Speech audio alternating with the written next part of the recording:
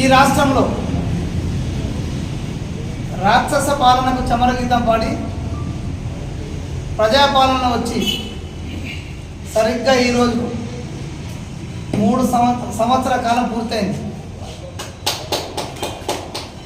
ఈ సంవత్సర కాలంలో 10 సంవత్సరాల కాలం ఏదైతే ఈ తెలంగాణ నిధులు నియామకాలు నీళ్లు పేరుతో ఉద్యమాలు చేసి ఎంతోమంది విద్యార్థులు యువకులు ప్రాణత్యాగాల ఫలితంగా ఈ ప్రాణత్యాగాలు గుర్తించినటువంటి సోనియా గాంధీ గారు కష్ట నష్టాల కోర్చి ఈ తెలంగాణ రాష్ట్రాన్ని 10 సంవత్సరాల క్రితం మనకు ఏర్పాటు చేస్తే 9 సంవత్సరాల కాలంలో ఈ రాష్ట్రానికి ముఖ్యమంత్రిగా ఉన్నటువంటి కేసీఆర్ ఈ రాష్ట్రాన్ని అప్పుల పాలు చేయడంతో పాటు ఈ రాష్ట్రంలో ఉన్నటువంటి వ్యవస్థలన్నింటినీ చిన్నాభిన్నం చేసి ఈ రాష్ట్రాన్ని అగమ్యగోచంగా మార్చినటువంటి పరిస్థితిని ఈ రాష్ట్రంలో ఉన్న ప్రజలందరికీ తెలియని విషయం కాదు. ఈ సందర్భంగా ఏడాది కాలంలో ఈ ప్రభుత్వం పెద్దలు రేవంత్ రెడ్డి గారి నాయకత్వంలో ఏర్పడ్డ తర్వాత మేము ఇచ్చినటువంటి 6 గ్యారంటీల్లో భాగంగా సుమారు 80% హామీలను నెరవేర్చినటువంటి పరిస్థితి. అందులో ముఖ్యంగా మహిళలకు ఆ రోజు మేము ఇచ్చినటువంటి మహాలక్ష్మి పథకంలో ఉచితంగా బస్ సౌకర్యం కల్పిస్తాం మహిళలకు అని చెప్పి ప్రభుత్వం ఏర్పడినటువంటి 2 రోజుల్లోనే ఉచితంగా ఈ రాష్ట్రంలో మహిళలకు ఫ్రీ బస్ సౌకర్యం కల్పించడం ఈరోజు ఎంతో ఆనందంగా బస్సులలో గతంలో కేసీఆర్ ప్రభుత్వ హయాంలో సంవత్సరానికి ఒకసారి బస్ ఛార్జీలు పెంచి ఇబ్బందులు చేసినటువంటి ఆ పరిస్థితి నుంచి విముక్తి చేసినటువంటి చరిత్ర కాంగ్రెస్ పార్టీ. అంతేకాకుండా అటు కేంద్రంలో మోడీ ఇటు రాష్ట్రంలో కేసీఆర్ ఇద్దరు కలిసి 410 రూపాయలు ఉన్న సిలిండర్ 2014లో 2023కు వచ్చేసరికి 1210 రూపాయలకు తీసుకొచ్చినటువంటి దరిద్రమైనటువంటి ఆలోచనలతో ముందుకెళ్ళినటువంటి వారిద్దరికి విరుగుడుగా ఈరోజు రాష్ట్రంలో 500 రూపాయలకే సిలిండర్ ఇస్తూ ఆడవాళ్ళ ఈ ఆడపడుచుల యొక్క కళ్ళలో ఆనందాన్ని చూసేందుకు రాష్ట్ర ముఖ్యమంత్రి రేవంత్ రెడ్డి గారు నడుం కట్టుకొని 500 రూపాయలకే సిలిండర్ ఇస్తున్నటువంటి పరిస్థితిని ఈ రాష్ట్రంలో ఉన్నటువంటి ప్రజలు కానీ ఈ జిల్లాలో ఉన్నటువంటి ప్రజలు అందరూ గమనిస్తున్నారు. అంతేకాదు సోదరులారా, అన్నిటికంటే ముఖ్యంగా అనారోగ్యానికి గురైనప్పుడు హాస్పిటల్లోకి వెళ్ళంటే ఆరోగ్యశ్రీని అపహాస్యం చేసినటువంటి చరిత్ర 10 సంవత్సరాల కాలంలో. కానీ ఈరోజు మనం వచ్చిన తర్వాత ఆరోగ్యశ్రీని 2 లక్షల నుండి 10 లక్షలకు పెంచినటువంటి చరిత్ర కాంగ్రెస్ ప్రభుత్వానికి పెద్దలు రేవంత్ రెడ్డి గారి. అంతేకాదు అన్నిటికంటే ముఖ్యంగా రైతాంగం అన్ని రంగాల్లో కొట్టిమిట్టాడుతున్నప్పుడు సాక్షాత్తు పిసిసి అధ్యక్షుడిగా రేవంత్ అన్న పాదయాత్ర చేసి ఈ రాష్ట్రంలో ఉన్న రైతాంగానికి 2 లక్షల రూపాయల రుణమాఫీతో పాటు 500 రూపాయల బోనస్ ఇస్తామని చెప్పి ఇలా సగర్వంగా 2 లక్షల రూపాయల రుణమాఫీ చేసి రైతుల కళ్ళల్లో ఆనందం చూస్తున్నటువంటి పరిస్థితి. అయినను ఆ 2 లక్షల రూపాయల రుణమాఫీలో ఇంకొంతమందికి సాంకేతిక కారణాల ద్వారా రాలేదు. వాటిని కూడా వెంటనే ఈరోజు అగ్రికల్చర్ ఆఫీసర్లకు మెసేజ్లు వచ్చినాయి. గ్రామాల తిరిగి ఎవరికైతే ఇంకా 2 లక్షల రూపాయలకు రాలేవో వాళ్ళకు సంబంధించి ఇంటర్నెట్ డీటెయిల్స్ పంపిస్తే వాళ్ళ అకౌంట్లో కూడా డబ్బులు చేయడానికి ప్రభుత్వం ఏర్పాటు చేసిందనే విషయాన్ని సందర్భంగా తెలియజేస్తున్నాం. ఒక పక్క ఇది నడుస్తుంటే మరొక పక్క బోనస్ విషయంలో 30 రోజులు కళ్ళబొల్లి మాటలతో రైతాంగాన్ని ఆందోళన గురి చేస్తే చాలామంది రైతులు ఈ బోనస్ సచ్చేది లేదని టీఆర్ఎస్ బీజేపీ వాళ్ళ మాటలు నమ్మి పాపం దళారులకు ప్రైవేటు వ్యక్తులకు అమ్ముకున్నటువంటి పరిస్థితిని ఈ రాష్ట్ర వ్యాప్తంగా ముఖ్యంగా నిజామాబాద్ జిల్లాలో జరిగిందనే విషయం పత్రికా సోదరులుగా మీకు కానీ జిల్లా ప్రజలకు కానీ తెలియని విషయం కాదు. కానీ ఈరోజు టెన్షన్గా సన్నాలకు బోనస్ వేస్తుంటే ఆ రైతు కళ్ళల్లో ఆనందం చూస్తుంది. కానీ ఈ దుర్మార్గులు చేసిన ఈ పాపానికి పాపం అమ్ముకున్నటువంటి రైతులు ఇలా అన్నమో రామచంద్రాన్ని ఎవరిని అడగాలో తెలియక మమ్మల్ని ప్రశ్నించలేక వాళ్ళని నిలదీయలేక ఇబ్బందులు పడుతున్న పరిస్థితిని కూడా మీరు ఈరోజు గమనిస్తున్నారు. ఖచ్చితంగా ఈ జిల్లా రైతాంగానికి నేను విజ్ఞప్తి చేస్తున్నా, ఏదైతే రేవంత్ రెడ్డి గారు ఎన్నికలకు ముందు ఇచ్చిన హామీలను ఒక్కొక్కటిగా నెరవేర్చుకుంటా ముందుకు వెళ్తున్నాడు.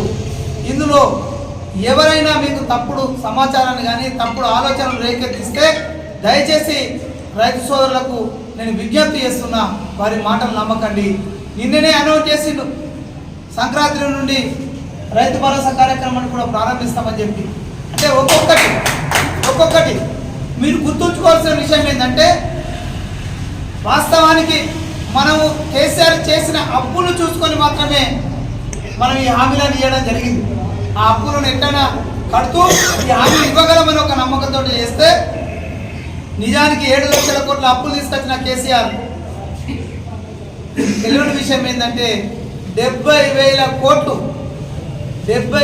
కోట్ల రూపాయలు ఇవాళ ఫీజు రియంబర్స్మెంట్ రూపంలో, CMRF రూపంలో, షాదీ ముబారక్ కళ్యాణ లక్ష్మి రూపంలో, కాంట్రాక్టర్ల రూపంలో, ఈ విధంగా అన్ని రంగాలలో 70,000 కోట్ల రూపాయలను అప్పుగా మిగిల్చిపోయాడు. అప్పు కదా అది, దాన్ని ఏమంటే ఓ రకమైన చేపాయి. అంటే ఒక మనిషి ఎక్కడంటే అక్కడ చేపాయి తీసుకుంటారు, ఆ పరిస్థితి తీసుకొచ్చి పెట్టిపోయాడు. ఆ సంస్థలన్నింటి ఈరోజు CMRF గొప్పలు చెప్పుకునేటువంటి ఈ జిల్లాకు సంబంధించిన మాజీ మంత్రి ప్రశాంత్ రెడ్డి కావచ్చు, మిగతా ఎమ్మెల్యేలు జీవన్ రెడ్డి కావచ్చు, బాజిరెడ్డి గోవర్ధన్ కావచ్చు, అదేవిధంగా గణేష్ గుప్తా కావచ్చు, వీళ్ళందరూ కూడా సాక్షాత్తు ముఖ్యమంత్రి కూతురు కవిత కావచ్చు తప్పుడు మాటలతో తప్పుడు సంకేతాలు ఇచ్చి 2.5 సంవత్సరాల పాటు ఈ జిల్లాలో ఉన్నటువంటి ఏ ఒక్కరికి కూడా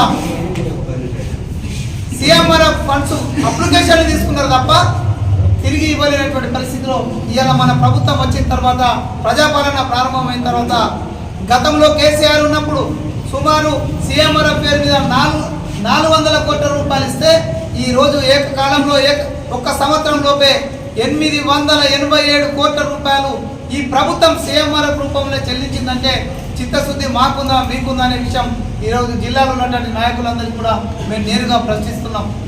అంతేకాకుండా రైతు బీమా విషయంలో అపసోపాలు లెక్క పెడుతున్న కేసీఆర్ ఈరోజు ప్రభుత్వం వచ్చిన తర్వాత రైతు బీమాకు సంబంధించిన ప్రతి రూపాయి ప్రభుత్వమే చెల్లించి రైతుకు ఇలా అండగా నిలుస్తున్నటువంటి పరిస్థితిని మీరు గమనించాల్సిందిగా ఈ సందర్భంగా తెలియజేస్తున్నాం.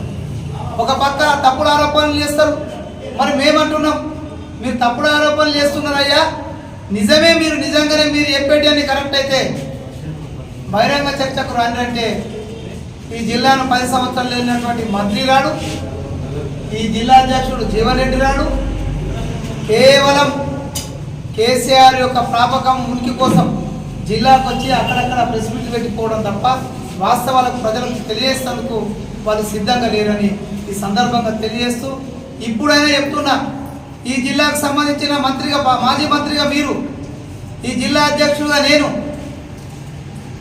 ఈ నియోజకవర్గంలో జరిగిన సంక్షేమ పథకాల గురించి కానీ మేము వచ్చిన తర్వాత ఇచ్చినటువంటి అభివృద్ధి విషయంలో కూడా ఎక్కడ చర్చకు రావాల్సి వచ్చినా మీరు సిద్ధంగా ఉన్నారని సందర్భంగా నేను ప్రశాంత్ రెడ్డిని నేరుగానే ప్రశ్నిస్తున్నాను. ఎందుకంటే ప్రజలు పక్కదో పట్టించి ఇలా వేలాది మంది రైతులు బోనస్ రాకుండా చేసినటువంటి నీచమైన చరిత్ర ఇటు బీజేపీ నాయకులది అటు టీఆర్ఎస్ నాయకులు అనే విషయాన్ని సందర్భంగా తెలియజేస్తున్నాం. సోదరులారా, ఈ జిల్లా ప్రజలకు విజ్ఞప్తి చేస్తున్నాం మేము ఎప్పటికప్పుడు, మీరు కళ్ళబొల్లి మాటలకు ఎవరైతే గతంలో ఎన్నికలకు ముందు 3 ఎకరాల భూమి అని, అదేవిధంగా ఇంటికో ఉద్యోగం అని, నిరుద్యోగ వృత్తి 3016 అని, ఈ విధంగా తప్పుడు మాటలు చెప్పిన వ్యక్తులే ఈరోజు మిమ్మల్ని మళ్ళీ కాంగ్రెస్ పార్టీ వచ్చింది సంవత్సరం లోపలే ఇది వేయలేదని చెప్తుంటే సిగ్గు మానమని ఏమన్నా ఉన్నదా అని ఈ జిల్లా మాజీ మంత్రి నేను ప్రశ్నిస్తున్నా.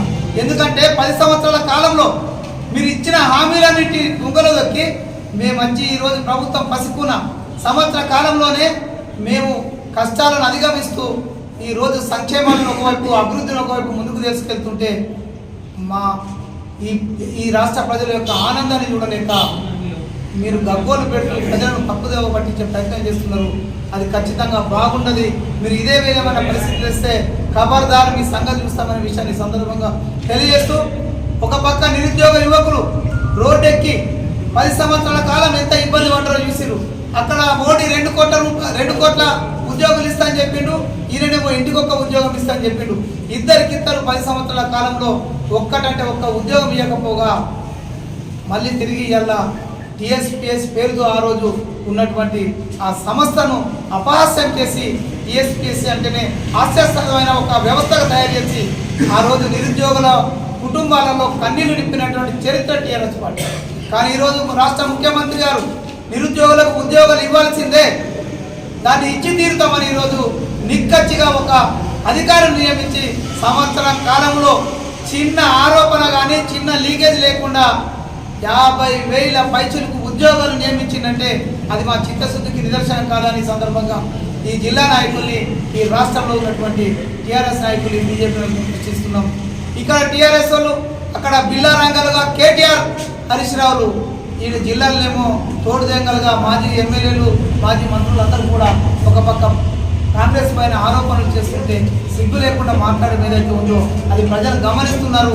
గతంలో మీకు కర్రుగాచి వాత పెట్టిర్రు, రాబోయే స్థానిక సంస్థల ఎన్నికల్లో మిమ్మల్ని పరుగెత్తించి ఈ జిల్లా బాటలు దాటిస్తారని సందర్భంగా తెలియజేస్తూ తప్పుడు ఆరోపణలు చేసే ముందు జాగ్రత్తగా ఆలోచించమని చెప్తున్నాం. మీకు నిజంగా మీ దగ్గర ఎవిడెన్స్ ఉంటే మేము చెప్తున్నాం, సంవత్సరం కాలంలో మా ప్రగతి చెప్పడానికి మేము సిద్ధంగా ఉన్నాం. మరి మీరెందుకు మేము చేయలేమనుకుంటే చర్చకు సిద్ధంగా లేరో మంత్రి ప్రశాంత్ రెడ్డి కానీ ఈ జిల్లాకు సంబంధించిన మాజీ ఎమ్మెల్యేలు కానీ ఎందుకు, మాజీ మంత్రి కానీ ఎమ్మెల్యేలు కానీ ఎందుకు ముందుకు వస్తలేరో ఒకసారి ప్రజల్ని గమనించమని కోరుతున్నాను. అంతేకాకుండా ప్రజల మరొకసారి అప్పీల్ చేస్తున్నాం. నిన్నటి నుంచి ప్రారంభమైనటువంటి ప్రజాపాలన విజయోత్సవాలు గ్రామ గ్రామాన ఎవరికైతే ఈ ప్రభుత్వం లబ్ధి చేకూర్చిందో వాళ్ళందరూ పాల్గొని రాష్ట్ర ముఖ్యమంత్రి రేవంత్ రెడ్డి గారికి మనం బాసటగా నిలవాలా. ఈ జిల్లాకు పిసిసి ప్రెసిడెంట్గా మహేష్ కుమార్ గౌడ్ గారు, త్వరలోనే మంత్రి కాబోతున్న సుదర్శన్ రెడ్డి గారు, భూపతి రెడ్డి గారు, అందరం కూడా ఈ నియోజకవర్గంలో సునీల్ కావచ్చు, అనిల్ కావచ్చు, అదేవిధంగా అనిల్ అన్న కావచ్చు, ఇటు అన్వేష్ కావచ్చు, అటు వినయ్ రెడ్డి కావచ్చు, భూపతి రెడ్డి కావచ్చు, ఈ జిల్లాను అభివృద్ధి వరకు తీసుకుపోవడానికి మేమంతా సిద్ధంగా ఉన్నాం. మా లక్ష్యం అవినీతి లేని తెలంగాణ, నిర్బంధం లేని పాలన, అభివృద్ధి సంక్షేమాన్ని సమానంగా తీసుకపోతే కాబట్టి మీ గ్రామ సింహాల అరుపులకు మేము భయపడేది లేదని టీఆర్ఎస్ బీజేపీ నాయకులకు ఈ సందర్భంగా హెచ్చరిస్తాం.